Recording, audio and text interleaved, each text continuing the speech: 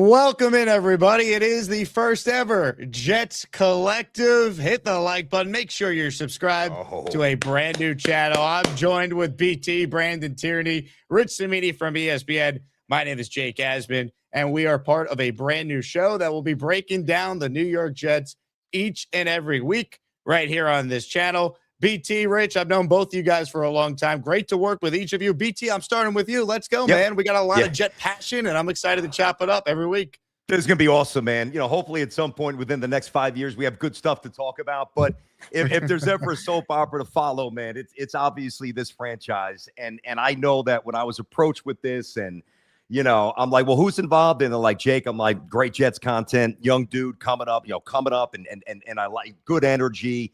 And then I've known Rich so long. I used to have Rich on my old radio show on 1050, before it was 880 and 98.7 back in the day. So thrilled to be here. Jet fans, we got you. Let's roll. Love it. And Rich, I mean, BT brought up you going on radio shows with him. I had you on with Mike Tannenbaum every Sunday, and Rich has been coming on shows I've done, during my Ithaca College radio days. So this is a long time coming. But Rich, you're the longest tenured Jets beat reporter ever. So there's no one better to have on a show breaking down the state of the Jets than you. Welcome to the Jets Collective. It's great to be with you guys. I've been covering the Jets longer than you've been alive, Jake. So that gives you some perspective. And I've been often, like, people question me on that. Like, what are you, crazy? Are you insane doing that? And I just kind of feel like I'm trapped in a movie and I'm waiting for the ending to come and it hasn't happened yet. And so I want to see it through. And like BTC, maybe within the next 5 years, something, maybe there's a Cinderella story ending there, but that's what keeps me into it. I love talking Jets, and I love talking with two guys who are passionate and knowledgeable like you guys are. And by the way, Rich, did you ever at any point in all these years of the great work, did you ever go and say, hey, guys, can I jump on the Giants beat for a minute? Can I get out of here? Why would I want to go on the Giants? The Giants, it's too sane over there. The Jets, you never know what's going to happen with the Jets. Some days you walk in there and you're like, oh, man, this is going to be a boring day. And then something crazy happens that you never expected. And so from a journalistic perspective, the Jets are great. The Jets are great to cover. Yep. Well, how about that for a segue by Rich? Because speaking of things that are crazy, if you would have told a Jet fan once Geno Smith left the team that he would be back in the year 2026 as their quarterback, I think everyone would have thought you'd be nuts. So, Rich, let's start there as our jumping off point here on the Jets Collective. The first topic in the history of the Jets Collective, the return of Geno Smith. Let's kind of go back to the beginning of all this. When did it become real to you, Rich, that Geno Smith was a legit option for the Jets as they were trying to find a quarterback this offseason? Yeah, really just a couple of days before, when the field was kind of taking shape. You knew Kyler Murray wasn't going to go to the Jets. He wanted no part of the Jets. You knew he was going to Minnesota. And they really had no interest in Kirk Cousins. And Tua was not really on the Jets' radar. And he didn't want to come north anyway. He didn't want to go out of the warm weather. So he ended up in a good place indoors in Atlanta. So that's when it kind of became a possibility. But still, honestly, I didn't really totally believe it until it happened. You talk about like Jet history. The day he got punched in the locker room in 2015 is number one on my most bizarre days ever with the Jets. That even more bizarre than the Bill Belichick resignation, because that was just, you just don't see that. And so to have him back on the team is really surreal. And he used the words full circle, but I'm not sure if I love the move, but I think it's the best move they could have made under some pretty difficult circumstances. Interesting, because to me, I don't know anybody who loves the move. There's nobody sitting there saying, the Jets are ready to cook. They got Geno. But to me, you got to look at it really, really one of two ways. Number one, evaluate Geno as a quarterback and separate the Jet stuff and getting punched by IK and being drafted by the Jets and all that stuff. Just Geno, the quarterback now, and then measure that against the other options, many of which Rich just ran through. I mean, was there a Jets fan who wanted to see Tua with that pop gun arm trying to throw in the winds at MetLife? I didn't want to see that. Anybody really want Carson Wentz? I didn't really want that. Did anybody really want it? And I was a little intrigued by this name. But it's a lot of money, $30-something million from Malik Willis. I don't know. I know he's talented, but that seemed like it was a big swing for not enough evidence. So to me, listen, this is just about getting, really, guys, a baseline level of competence. Part of the reason that the Jets could never take a step forward, like everyone's like, no, the Jets never have a tight end or the Jets never have a lot of wide receivers. Well, that's true because they never have anybody that could get these guys to football. So just to at least get Mason Taylor, who was ever opposite Garrett, Brees out of the back hole. He's competent. You got to start there, Jake. You have to. I think that's well said. And like here's my thing with Geno, BT. Can he go out there, and it's funny because it's kind of ironic. We're asking him to replicate the Ryan Fitzpatrick 2015 season. If you want to be a positive, glass half full Jet fan, that season only happens because of the IK incident in the first place. Can he go out there and be competent so you could properly evaluate? Do you have a coaching staff? You talked about tight ends and receivers. Do you have a functioning offense? Because I don't think anyone expects Geno to be the long-term answer, but I think at the minimum, he's a guy that is going to be light years better than any quarterback they put on the field this past season. Well, here's what I know. And Rich, jump in by all means, but here's what I know. When somebody's open, he's probably going to put the ball in the vicinity of their hands, which will give the Jets a chance. Like, I'm not even being flippant. I mean, some of these guys, they've trotted out there. We all know the names. Good God almighty. I mean, it's been wretched, man. They've had no chance to even remotely compete. So it's a Band-Aid. It's a stopgap. But, Rich, again, for a lot of the reasons I've already said, it's one that I'm oddly okay with. Again, if you separate the drama and all the Jets again and Geno's back, the guy's a decent quarterback. He just is. Yeah, the drama and the history doesn't matter here. If you look at it objectively, he's been on a 2-year decline. However, I will say this. If you look at last year, we all talk about 17 interceptions. He led the league. Well, I went back and watched the all 22. Every one of those interceptions, 5 of them came on deflections. So little bad luck. 12 is still a lot. Okay, you don't want 12, but 5 of them bad luck deflections. And I talked to Pete Carroll last week, and he told me, he goes, we did a bad job last year in Las Vegas. Our offensive line got manhandled. He used the word murdered. Our offensive line got murdered on a week-to-week basis. He goes, it was extremely difficult for Geno. He thinks Geno still has a lot of good football left in him. So if you believe in Pete Carroll, and I trust the guy. I mean, he's been around a long, long time. He knows Pete. Obviously, he's a little biased here. He's had Geno for about 8 or 9 years. But he thinks the guy's still got something left in the tank. Jake? Look, I think at the end of the day, who are the other options is what BT was saying, and that's fair. I just wonder, and we'll get to this coming up when we talk about the quarterback conversation, is the plan just for Geno to be the guy the whole time, or did they articulate to Geno, hey, there could be another young quarterback that's coming in the pipeline? Rich, do you have some insider info on that? Geno is the guy. And, I talked to some other agents who represent other quarterbacks, and they were all told, that, represent backup quarterbacks, obviously they have to bring in a backup at some point. They were told that Geno is the guy, all these agents. Now, I'm sure Geno was told, look, there's a chance we may draft someone. So I think he's totally prepared for that. But right now, even though no one has said it publicly, they've said it to other agents. They've said it privately. Geno Smith will go into the season as their QB1. Listen, guys, of course, Rich nailed that. There's no doubt that he's going to start. And I think he's going to play, unless, again, we'll get to the quarterback options in the draft, whatever. But, so many of the sports now, baseball's been overtaken by numbers. Like, you just get force-fed these numbers, right? Analytics and all that stuff. And I love analytics, right? I think it can be boring when you talk about it too much. But at the end of the day, numbers do matter. And the numbers that we've been staring at for too many years is, from a multitude of Jets quarterbacks, 59% completion percentage, 2,900 yards, 13 touchdowns, 17 or 18 picks. You just know that this guy's going to show up and it's going to be around 65, 66 completion percentage, over 30, probably 32, 33,000 yards and 20 touchdowns. And that's when I say, to raise the, I don't want to sound like Michael Jordan when he said the floor is the roof or whatever he said, but to raise the ceiling, you got to start by elevating the floor. And Geno does that. One thing I will say about Geno, he's accurate. Over the last 4 years, his completion percentage is 68%, which is 4th in the league over the last 4 years.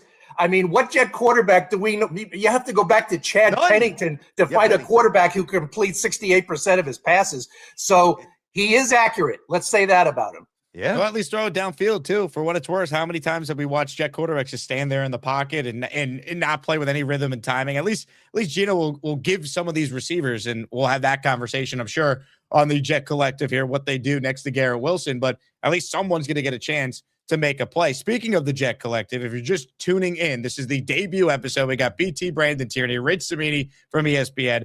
I'm Jake Asman, host of the Jake Asman Show here on YouTube, and you can hear me on ESPN New York. Make sure, if you're new to the channel, which is basically all of you, you are subscribed to the channel. That helps the channel grow. Also, give us a thumbs up, that like button, that thumbs up icon. You click that, takes 2 seconds. That helps the channel grow as well. For those asking about a podcast, an audio version of the show, we're being told it will be available on Apple, Spotify, and wherever you get your podcast in a couple of days. So be on the lookout for that. But for right now, make sure you are subscribed to our channel here on YouTube. Rich, since you brought up the backup quarterback situation, while we're on that topic, what is the latest on that end? It seems like a lot of the backup names we talked about are signing elsewhere, and the Jets are sitting in a spot where I believe their quarterback depth chart is Geno Smith, Bailey Zappi, and Brady Cook. What is it? You're saying that it's not a great depth chart, is what you're saying? Yeah. So they're obviously going to sign someone or trade for someone. You saw Joe Flacco get signed today with Cincinnati. The Jets were not interested in Joe Flacco. Woody Johnson, not the biggest fan. And also, Joe Flacco got $6 million from Cincinnati, and there's no way the Jets are going to pay $6 million for that backup job. And, Joe really likes Cincinnati. So the Jets were never in on Joe Flacco. I think it's going to be Tyrod Taylor, who's still free, and Cooper Rush, who was cut recently by Baltimore. He did not play great last year. He had 2 starts. He played poorly, but he did some good things a few years ago with Dallas when he had that run when Dak Prescott was out. So he's an option. He was good. He had a little bit of a run there. He's not old. He's only 31 or 32. Mm-hmm. It's wide open at this point. I think they'll bring in a veteran, and I think possibly they could draft a guy. I don't think it'll be an early draft pick, but they could bring in a developmental type guy to be their third quarterback. One more thing, guys. When the news broke, Geno's back, right? Obviously, you get the initial tidal wave of hate and everybody clown on the Jets. That's fine, right? But I'll tell you, and it's a greater, more macro issue about Muji, which I know we'll get to, but it was an astute move by Muji as well, because and they're like, well, you traded for him. First of all, the Raiders are basically paying all the money, number one. So it's peanuts. You're paying 30 cents on the dollar for a quarterback that's got, at the minimum, at least a decent resume, number one. Number two, there were other teams that were interested in Geno. So by trading and swapping, I think it was the 6th and the 7th, you beat, I'm not saying you had 10 teams lined around the corner, but it was a good proactive move that just gives me more, Glenn's a different story, but these little things that Muji does, this guy gets it. He's just, he's a modern trader. He gets the modern business of the NFL. They got a pick for Justin Fields. I mean, that to me was astonishing too. That they got anything for Justin Fields. Muji's done a really good job in those type of moves. Now, it's unfortunate. The landscape is that the Jets had to make that trade. They couldn't take a chance on Geno getting cut by the Raiders. And that's kind of sad, because the Jets know they're probably operating from a disadvantage trying to recruit a free agent, if there's another team involved. So Muji was proactive. He goes out, what big deal, 7th round pick, we'll swap that. We're only paying $3 million. The Raiders are picking up the rest. And so it was a good aggressive move. Same thing with Minka Fitzpatrick. The Jets didn't want to take a chance on having to recruit him as a free agent. So they went out and they made the trade with Miami. And by the way, they're giving him $20 million guaranteed, which to me is a little steep for his age and position. Nevertheless, I think Muji's been very proactive, very aggressive. I like these moves that he's making. Jake, think about this, Jake. It comes down to this. The Jets can't take the risk of people not wanting to come, so they've got to be a step ahead. Hey, you might not want to come here if given the choice, so we're not giving you a choice. We're trading for you, and you have to come. We're going to hold you hostage is basically that's the Jets' new mantra.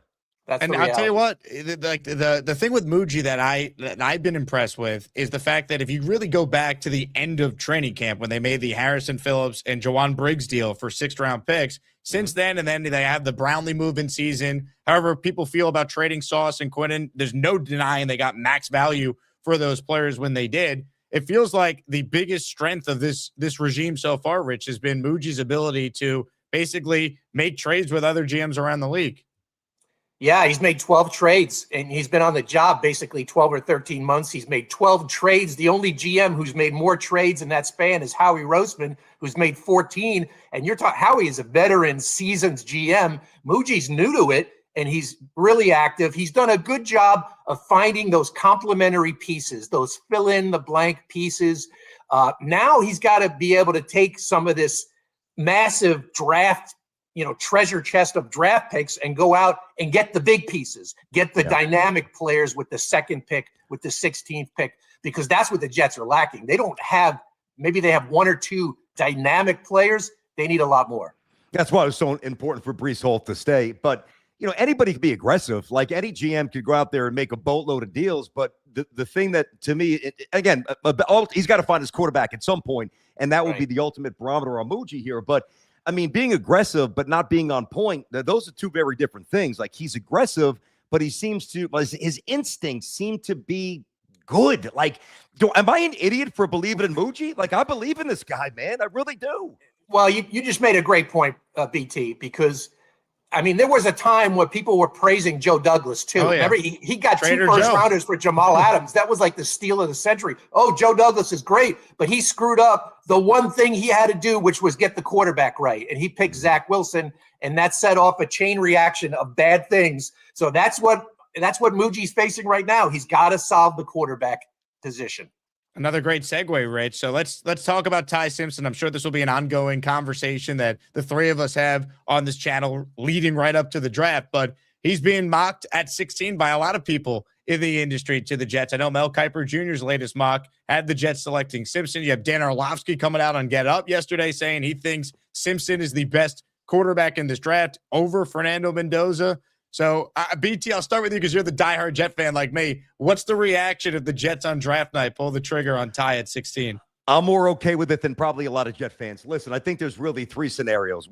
And listen, they can make a trade, so I guess there's another one. But let's say they stay at 2 and 16. It's going to be defense and then defense again, defense and then Ty Simpson, or defense and receiver if a receiver that they like drops to him. So that's how I see those two playing out. Or those scenarios, I should say.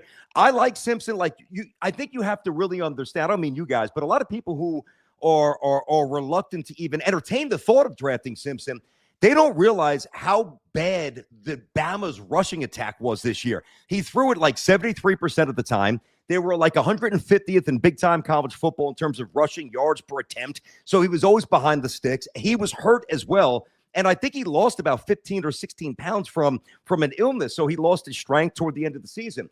I don't love him, but I like him enough to certainly consider him. I like the guy. I would not take him at 16. Why? I think that would be a reach for the Jets. I like looking at history and data.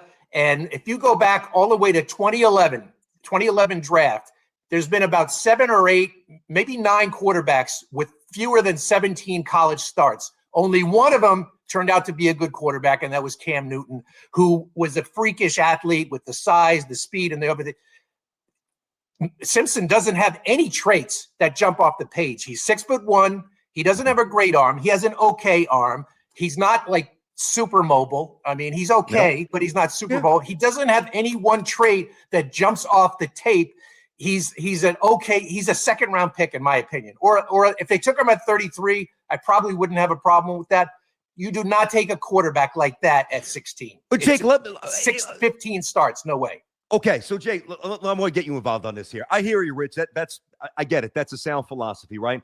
But all right, so whether it's the first pick of the second round or late, if you're going to draft a guy, like Simpson's not going beyond the second round early, clearly. So if the Jets draft him in the second round, they're still drafting him to eventually be their quarterback. So, if you would do that early in round 2, why not do it at 16 if you kind of like the guy, Jake? Well, here's what I would say to that. There's less pressure on him having to play if you take him in the second round. If you take him at 16 and Geno's going to start the year, how many games does Ty Simpson actually get in there and play? And he's going to have to play at some point, I'd imagine, because you have 3 first-round picks in 2027. So how do you weigh what you have in Ty versus do we take a quarterback in a perceived to be better quarterback class? We'll see how it actually plays out. I just think it really muddies the waters. I like him, BT, but to Rich's point, I made this graphic on my personal show.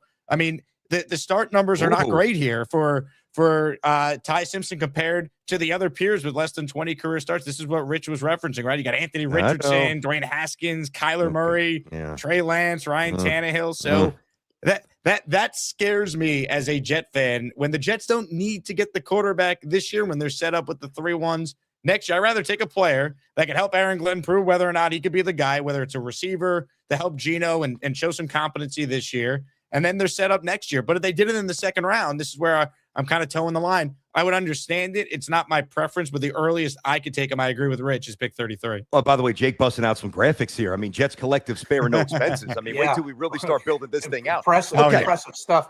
I got you guys there. Let me float this, and whoever wants to take it first, go for it. So I'm more bullish on Simpson than you, and they need clearly a massive influx of talent everywhere. We all know that.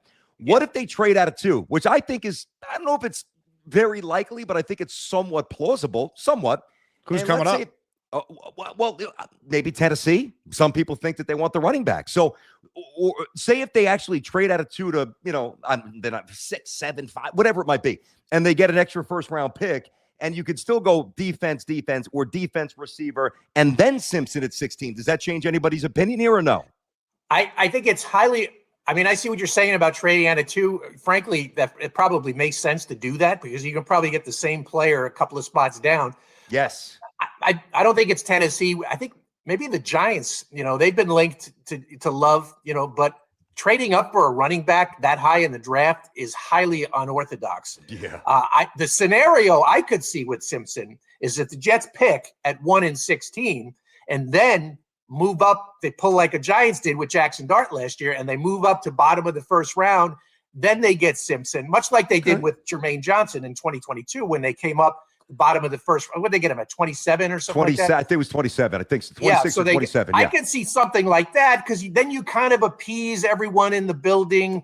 Aaron Glenn gets his 2 guys, at 2 and 16 that can go in and help him right away. The front office and the ownership get their shiny new quarterback that they could start grooming for the future. I could see a scenario like that. It's an interesting way to lay it out. Here would be my question, Rich. Maybe you have some insight on this. We talk about Ty Simpson, and I got him to do the Jet chant at the combine. When I asked him about his message to fans, so people are going crazy for him. But do the Jets actually view Ty Simpson as a legit option for them as a franchise QB? And I asked that because they might like him, but if they don't love him, they don't need to take him. You have Geno. There's no, to me, and you can answer this better than I could, Rich. I don't get the sense there's ownership pressure to figure out the quarterback situation immediately, it needs to be done in this draft. This is not the Giants a year ago where Mara made it clear to Shane and Dable, you need to get a quarterback in here. I don't get the sense the Muji Glenn front office and coaching staff is operating under the premise we need to figure out our long-term answer this offseason. So do they like Ty or do they love him? Because if they only like him, why take him at 16? Yeah, I don't know where they have him ranked on their draft board. They're still in the process of doing that. I know that Muji's not going to be at the Alabama Pro Day, which I think is tomorrow. Is it tomorrow or Thursday? He's going to be at Ohio State. So sometimes that doesn't signal anything. He could still like the guy. Just because he's not there doesn't mean much. But I don't know how strongly they feel about him. I think, based on what I know and the intel I've been able to gather, I think Muji's grand plan is all pointing to the 2027 draft with the 3 first-rounders and getting one of those quote-unquote stud guys next year. That's what I think. Now, if they go through this entire process and they fall in love with Ty Simpson, then maybe they deviate from that plan. But I think their plan right now is geared toward 2027. Can I tell you, and Rich, again, rooted in logic, man, and nobody's got more connections than you. So this isn't an anti-your take, but I'm so tired of hearing that. And not because I'm not okay with waiting a year if it's a good, sound plan. I mean, I've been waiting for 40-something years, so I could go another year. That's for damn sure. But to me, think about how fluid the quarterback assessments are. Coming into this year, right? The kid from LSU, he's going to go top 10, going to be a star, might be top 5. Kid stinks. Now, I'm not saying that he can't be a decent pro, but think about the perception of him coming in and think about the reality of where he is right now. So this grandmaster plan, punt for 2027, you got 3 first-round picks, move up and do this and get that guy. Number one, the guy that you want might not be there. And number 2, the guy that you want now might not be the guy that you want next year. Yeah.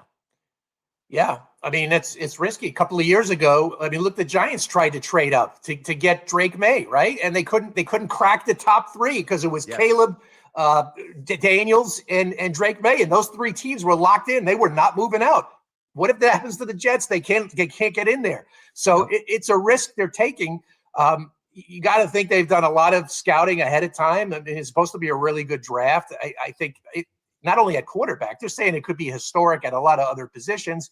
But with those 3 number ones and $150 million in cap room next year, if there's a quarterback that's on the trading block, they could go and get that guy too next year. That's true. So let's not forget about, remember how a few months ago, everyone's talking about Joe Burrow and the Jets about that rumor. Come on, you Joe. know, a year from now, somebody shakes free, somebody's available. No one's in better position than the Jets to go get a guy like that.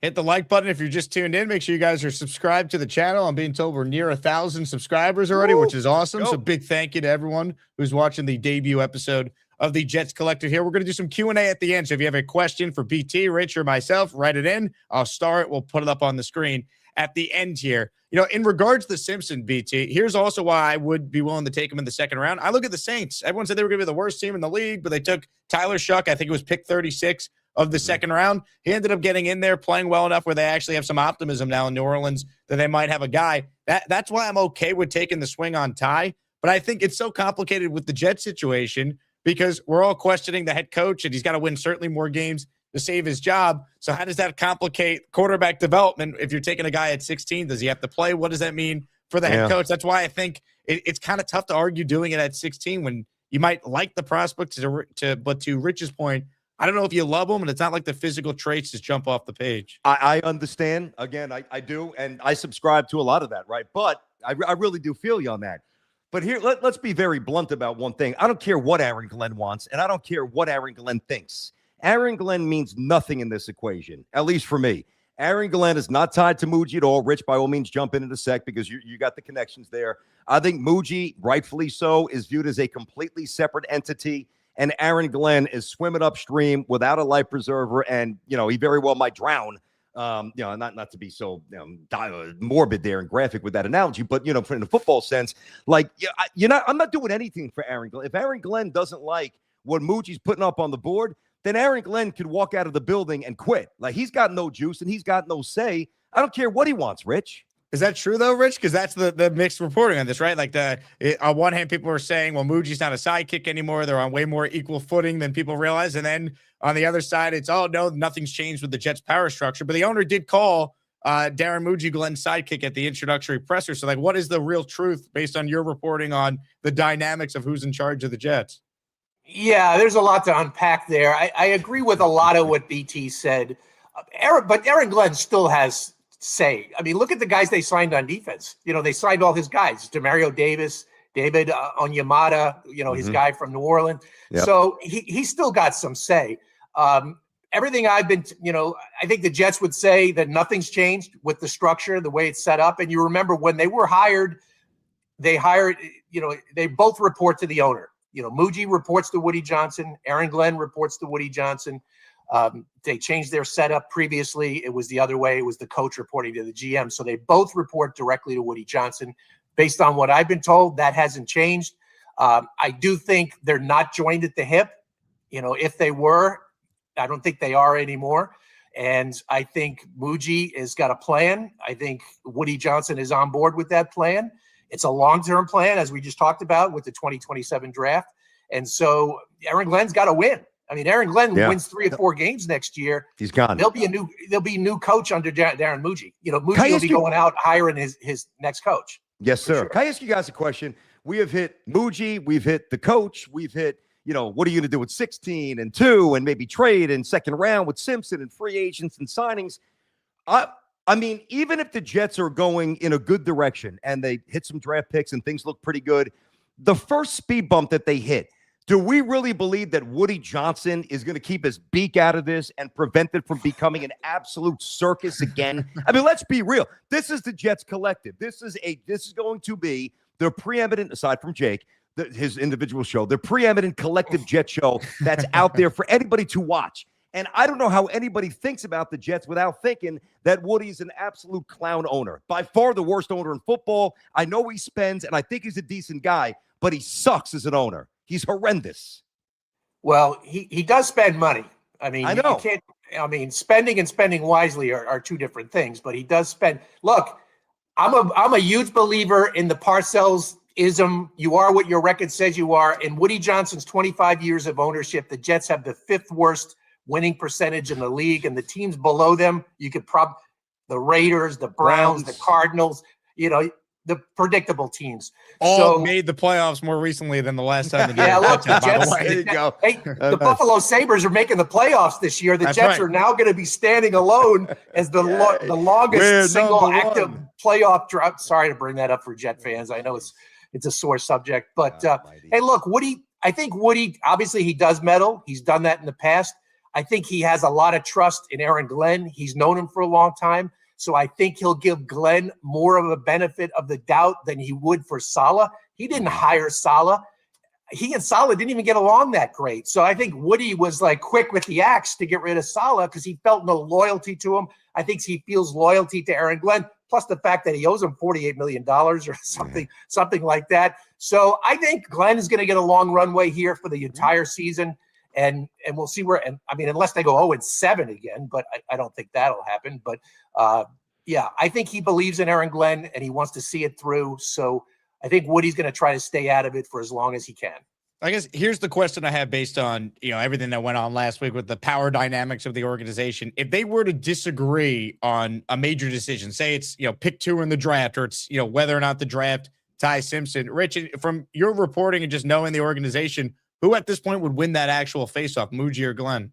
Well, it depends. I mean, if it's a draft decision, I think it would be Muji, so I think it would be a Muji. I mean, I think they try to work in concert with each other.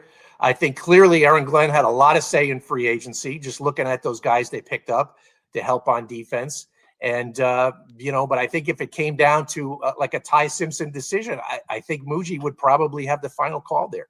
Isn't that the way it's supposed to be for a healthy franchise? Like, isn't that supposed to be the way the business is set up? Like, at the end of the day, the GM is, hey, you might disagree, unless you're Bill Parcells or one of the Harbaughs. Come on. I mean, there's only a few coaches. Yeah, there's only a few coaches that have the full, like Shanahan in San Francisco, has autonomy. Peyton in Denver. Aaron Glenn's got a lot of juice, though. I mean, he's not just your average coach. I mean, he carries a lot of weight within the organization. I think maybe internally, maybe it hasn't shifted on paper, but, I think internally, maybe it's shifted a little bit. Certainly the perception has changed a little bit, but some of that is because we're in the off season and it's more Muji talk now. During the regular season, he's hidden from public view and it's the Aaron Glenn show. But to answer your question, Jake, I think if it came down to a huge decision, I think like draft related, then I think it would be Muji. I just think it was interesting that, standing there at the combine presser, Glenn, when talking about, all his brand new coaching staff. And I mean, other than Hugh Jackson over the last 25 years, no one fired more assistants, including both coordinators, after a year than he did. So Glenn made note of the fact, though, that Muji and Rick Spielman helped him with hiring some of these coaches. And I remember a year ago in the same spot at the combine, he was raving about all the hires that he made for his staff. So I definitely get the sense just from the outside looking in that Muji's way more involved than he was at this time a year ago. Yeah, and Glenn did say that on the day the season ended as well. When he talked about hiring a defensive coordinator to replace Wilkes, he goes, and Muji's going to be involved in this as well. So we knew that going into the offseason. That whole coaching thing, that was a mess. I mean, the way they tore it down with the delay. They waited 2 weeks before they fired those guys. And then, with the whole Wink thing, it was a very, very clumsy process. In the end, I think maybe they got it right because I think Glenn should be calling the defense. And I like the Frank Reich hire. We haven't even talked about Frank Reich. I think that was one of the keys to the offseason. I really thought it was important to get a quarterback type coach in there running the offense. And I think Reich will be good. And that, by the way, that's kind of Geno's skill set there. And we'll see what they do in the draft here. But you look at the players that Frank Reich historically likes to coach: bigger, stronger, strong arm, downfield. That's why Tua, throwing change ups left and right. I agree that I like the Frank Reich hire. I do believe it's a little overstated. I mean, everybody says, well, the Jets have their head coach in waiting if and when they move on from Aaron Glenn. Okay, they very well might, but is that a good thing? I mean, I think the Frank Reich hype is no longer justified. A couple of years ago, sure. And I think he's competent. I don't think he's anything special. Frank Reich. I mean, Carolina was a disaster. I mean, that was a dysfunctional situation. He didn't even want to. Yeah, he didn't even want to pick Bryce Young. He wanted the other guy. He wanted Stroud. And the owner overruled him there. That was a mess. That situation. Not to say the Jets, they've had their share of messes over the years, but I thought he did an okay job. With all the different quarterbacks he had in Indianapolis. The guy, luck walks out on him the week before the season starts. Practically, he has to go with Brissett. Brissett had a good year. Then they made the playoffs the next year with was it Ryan the next year, or Wentz maybe the next year. So I mean, I think he's a good offensive coach. He had some stability. Tanner Engstrand was in over his head last year. Yeah. I mean, I know the quarterback situation sucked. Justin Fields was historically bad, but Tanner Engstrand was in over his head. And I think that was a good hire to get Frank Reich. Rich, from what you know about how that went down, how involved is Reich in some of the personnel decisions in the draft? I mean, how impactful was his voice with some of the free agent signings? They haven't really signed a ton of offensive players at this point, but he's a former quarterback. Bill Musgrave has been a longtime quarterback coach as well, who the Jets hired. Like, how big are their voices in this decision? We talked about Ty, but if not Ty, they're going to draft, I'd imagine, someone at some point. How involved are they? Frank Reich's involved a lot in personnel with especially with the quarterbacks. He will have a lot of say.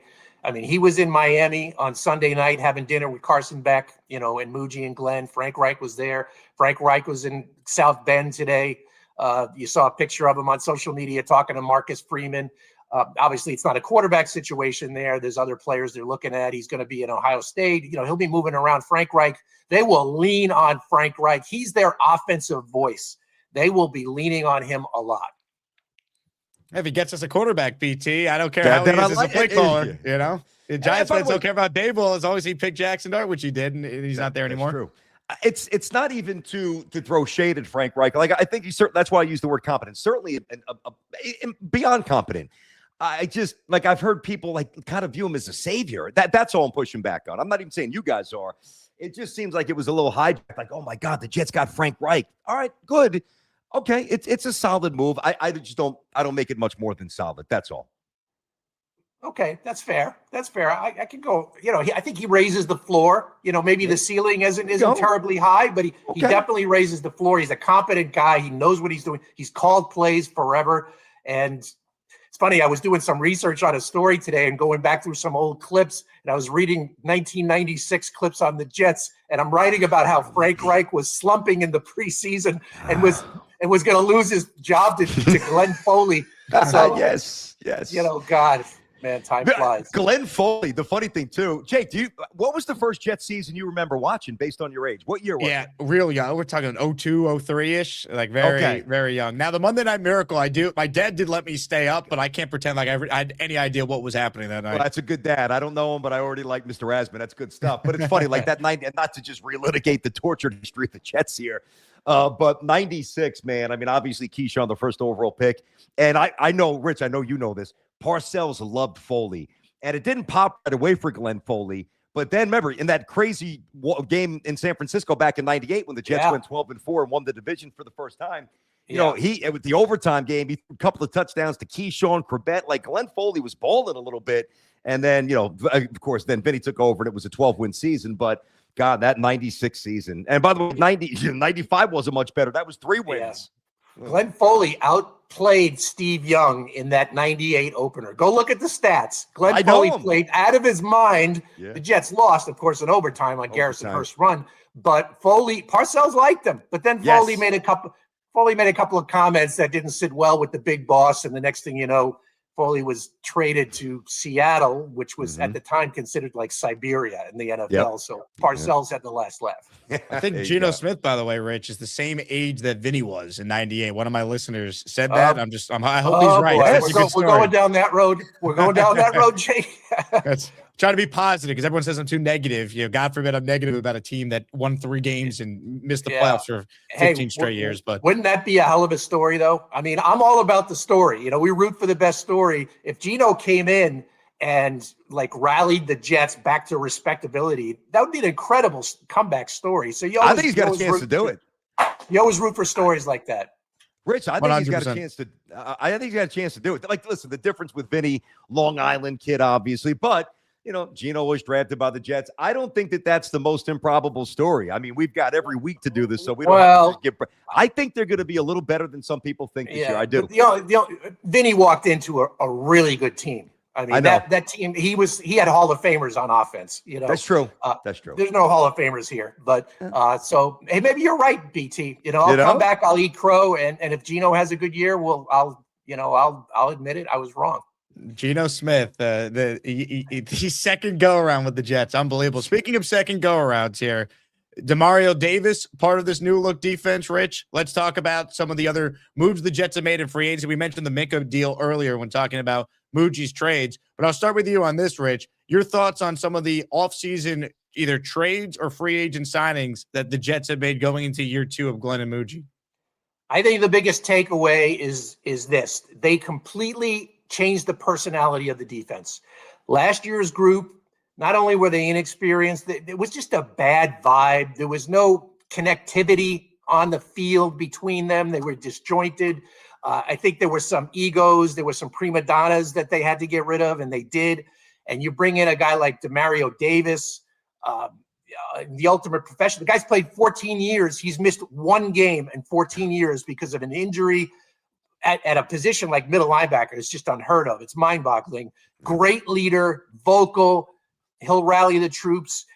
You got Onyemata, who's more of a quiet type guy, but a total professional. Minka Fitzpatrick on the back end.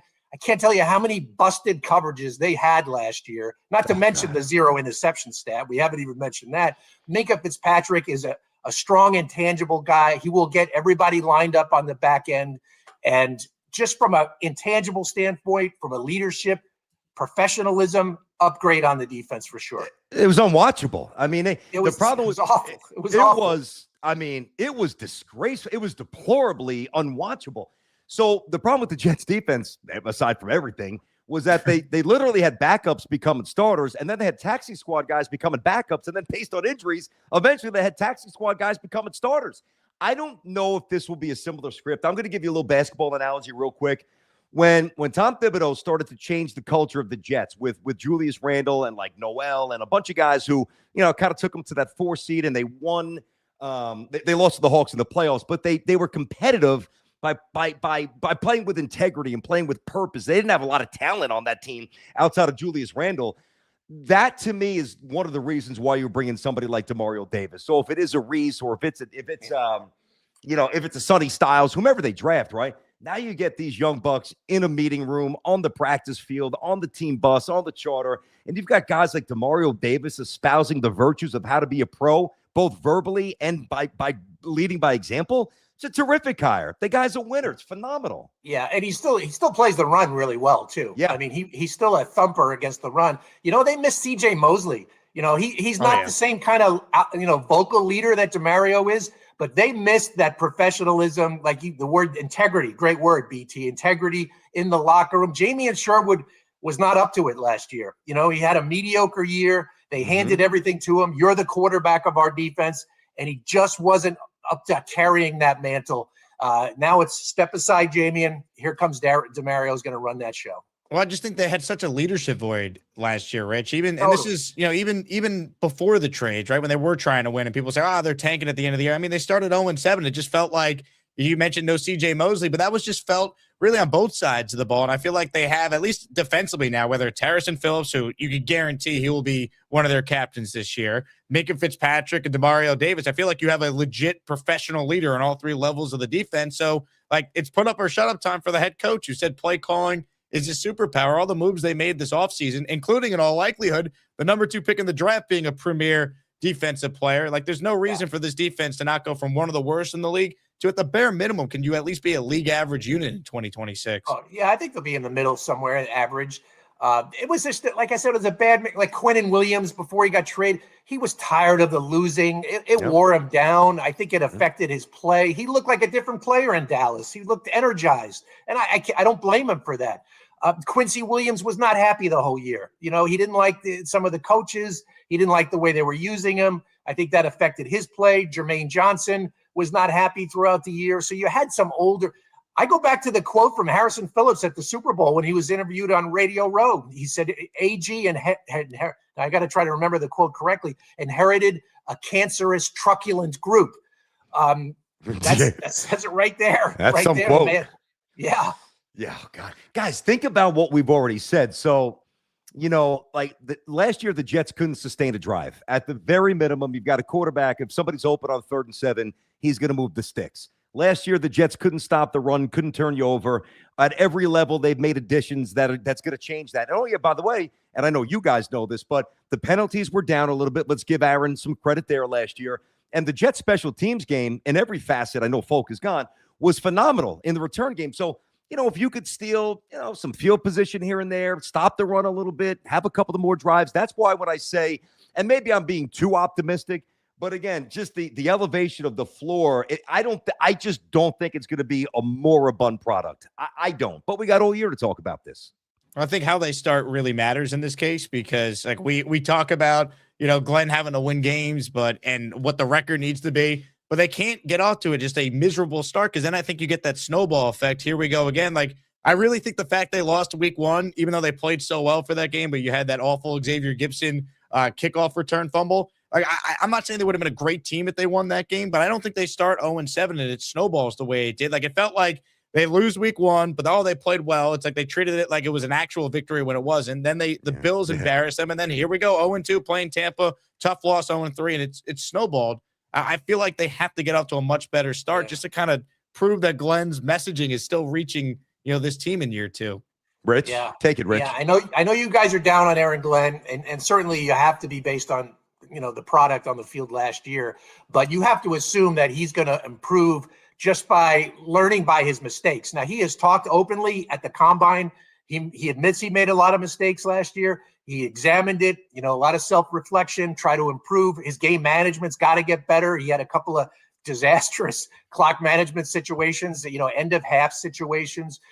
He was talking about how that is like all on coaching, the last 4 minutes in each half. Well, they were outscored by like a 3-1 margin in the last 4 minutes of each half. To me, that goes to coaching. He'll be better at that. The defense will be more connected with Glenn running it, and the offense has to be, just by the law, it has to be better than last year. Justin Fields was historically bad at quarterback. God almighty. The offense will be better. And listen, he made some of his own issues. And Rich, you were in the room every time, and Jake and I were reacting to it on various mediums. But, when you get your face kicked in every week, to be combative with the media over a quarterback situation that nobody cares about at that point, like, you're just inviting trouble. You're inviting conjecture. It just gives you the presentation that, used the word connectivity earlier on the defense, but it just didn't seem like things were connected. He lost the wheel early. And for the record, Jake, I'm more of a Glenn supporter and believer than Jake. I am.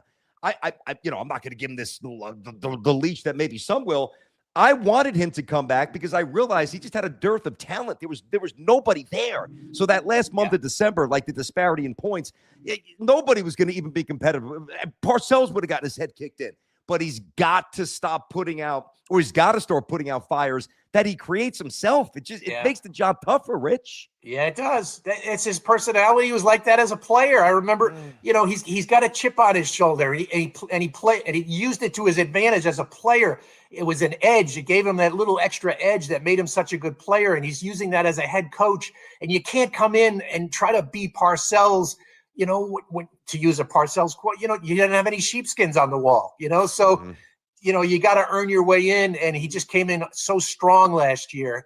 And I think he's learned by that. I really do. Okay. I think he's a little bit humbled by it. And I'll see him in a couple of days. I'm going to be in the owners' meetings in Phoenix early next week. We're going to be sitting down with Aaron Glenn on Tuesday morning for the coaches' breakfast. And we'll get a pretty good read on him then. Yeah, what's an Aaron Glenn Jake, breakfast, Jake, by the way? I'm sorry, but hold on a sec. So he may have been humbled here. I think he was, and I think he's a good, decent man. But when he comes out and he says the play calling is my superpower, you talk about being arrogant for no reason. Dude, your defense is stunk in Detroit too. Well, they stunk for 2.5 years, and He wasn't there for 10 years, Rich. How many years was he there? The last year they were pretty good on defense. It was a slow go. That was the only year though. It was not a quick fix. The first three were bad. Yeah, he almost got.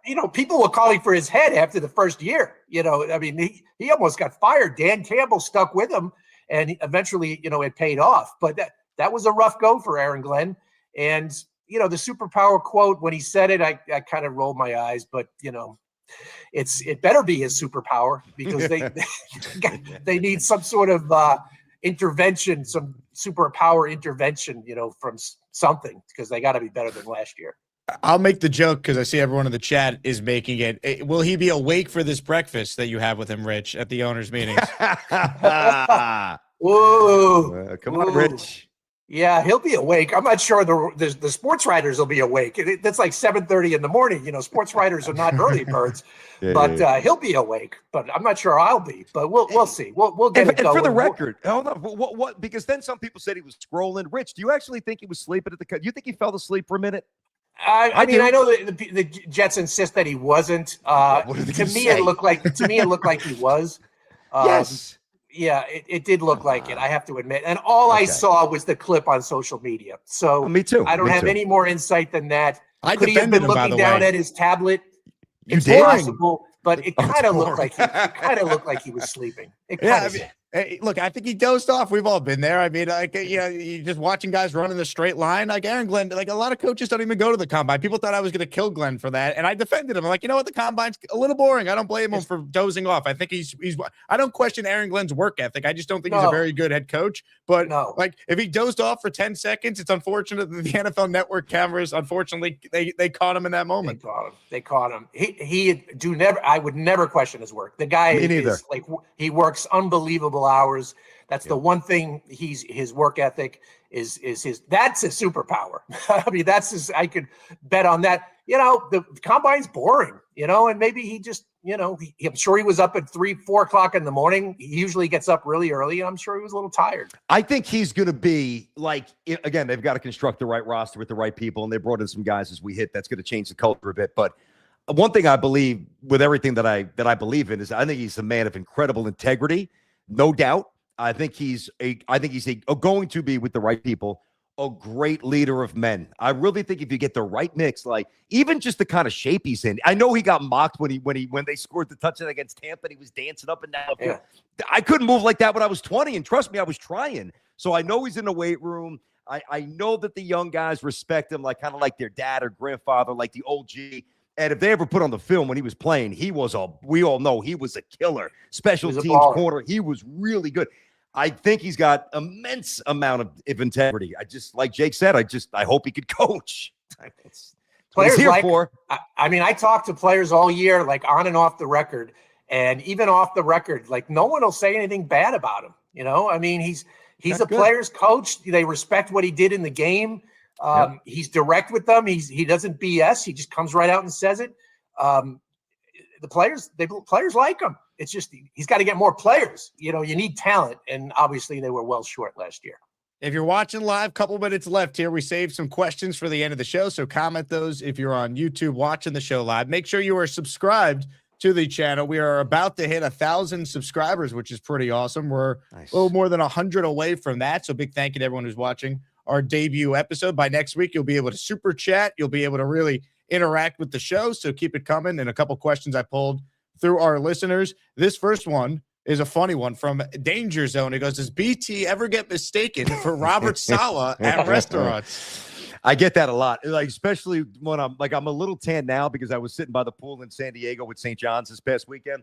But I get a real tan, and the shaved dome. Now, when Rob was rocking that beard for a while, I've got some gray spot, unless he's dyeing that thing, which he might be, and which I don't do.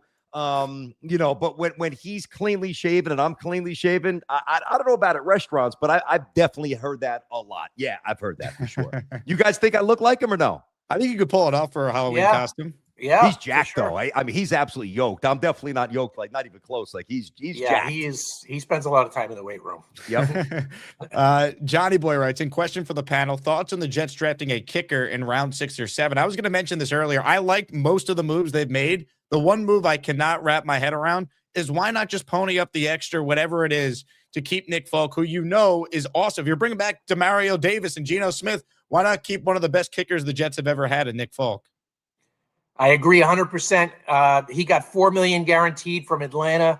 I think the Jets offered about $3 million guaranteed. So the $1 million difference, I mean, I would have extended, I would have gone and given him the extra, he missed one field goal last year. I mean, he was damn near perfect. No signs of slowing down. I think the Jets were a little concerned about the age. He's 41.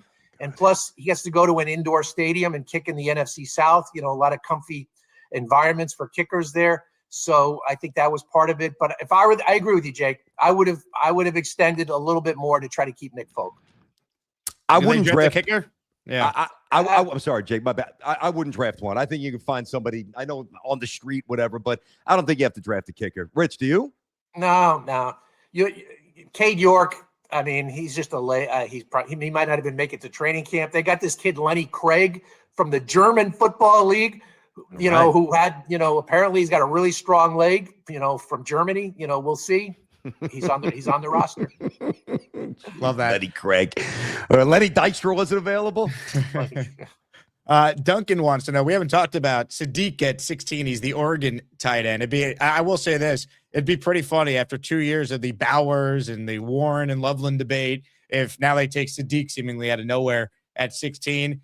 BT, I'll start with you. Your thoughts on Kenyon Sadiq as a possible option at 16 versus one of the other wide receivers? I don't think there's any chance. I wouldn't do it. I mean, I know the workouts, I get it. I mean, all-time workout. I think Mason Taylor's got a chance to be really good. Now, he might not have the wiggle. He's never going to be a Bowers or this kid from Oregon either. Obviously, the numbers don't say that. Woody runs the 40 and all that stuff. But, in 2 years, even maybe this year, with a much more competent offense, you tell me Mason Taylor can't be a 60 to 70 reception guy for 700-800 yards and 5 touchdowns? I think he could. I really like him, guys. Yeah. I've heard some rumblings in the scouting community about the Jets and Kenyon Sadiq. I mean, really, if the wide receivers are gone, if Tate, Jordan Tyson, and Mekhi Lemon are gone, and you're sitting there at 16 and Sadiq is there, which I think he probably will be, that's going to be an interesting one. I mean, he is off the charts athletically. I mean, the guy ran a sub 4.4. He's a good kid. There's no red flags. I mean, you could run a lot of 2 tight end stuff. I mean, the Jets need dynamic weapons.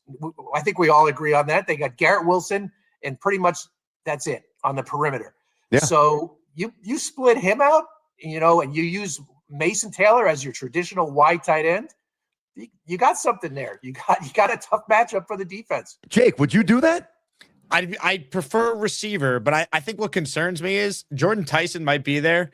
And this is a guy who didn't didn't participate in the combine, didn't participate in his pro day. He had a hamstring injury. So what's the real story why he's still not healthy at this point of the offseason? And now we're going to draft him and put him on the MetLife turf. That makes me a little wary. If it's like him versus Sadiq, I might lean with Sadiq. I think my real answer is I'd love them to trade out of 16 and get extra picks. But if we're being realistic and that doesn't exist, I'm open to it. I don't love it. I think I'd rather go maybe you get the best offensive lineman on the board at that point. But I'm at least open to the idea of taking Sadiq because I do think he's basically like a giant slot where he'd factor in the offense.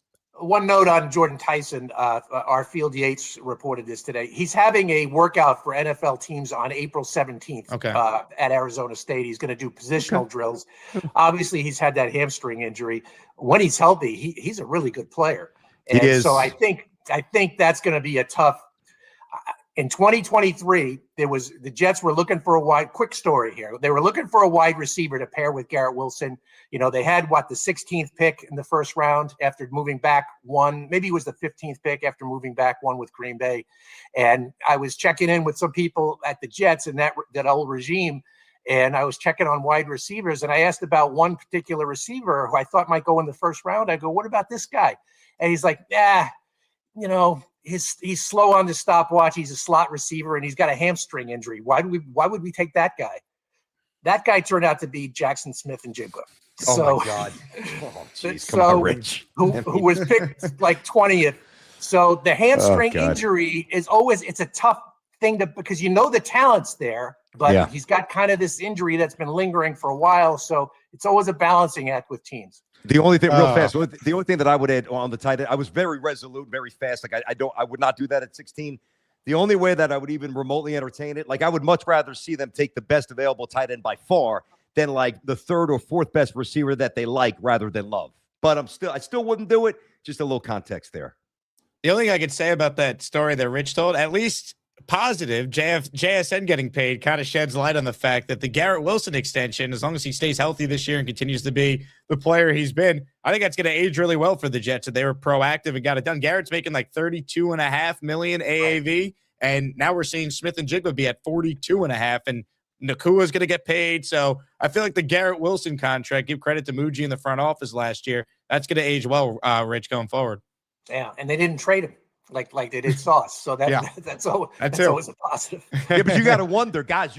I love Garrett Wilson, but you got to wonder how much more of this losing he's going to tolerate. No, they didn't trade him, and I'm happy they didn't. But if it's another 4-13 season, and Geno doesn't play well or gets hurt, and whomever is behind him comes in and stinks, and he just can't get the ball, he's going to probably say enough is enough, man. I wouldn't blame him at that point.